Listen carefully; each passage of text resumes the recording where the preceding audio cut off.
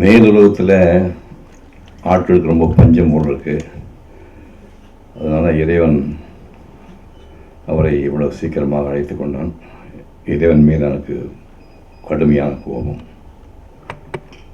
66 வயசுங்கிறது எவ்வளோ பெரிய ஞானஸ்தான்.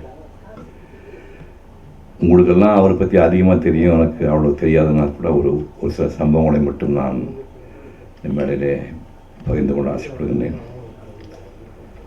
இதுவரைக்கும் 247 புத்தகம் எழுதியிருக்காரு. நினச்சி பாருங்க, 247 புத்தகம் இதுக்கு எழுதியிருக்காரு. தொலைக்காட்சி தொடர்களிலும் பெரும் புகழ் பெற்றவர்.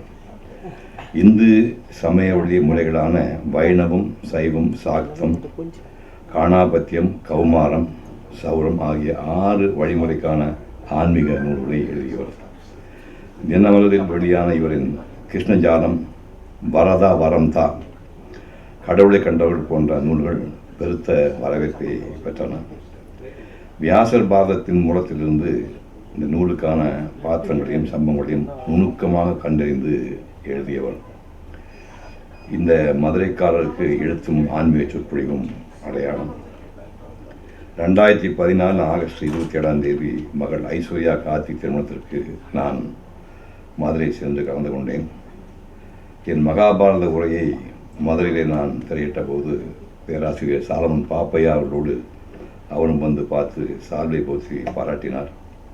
எனது திருக்குறள் உரையை எஸ்பி முத்துராமன் அவர்கள் சுபவீர பாண்டியனோடு என் எல்லாம் வந்து பார்த்து வாழ்த்தினார்.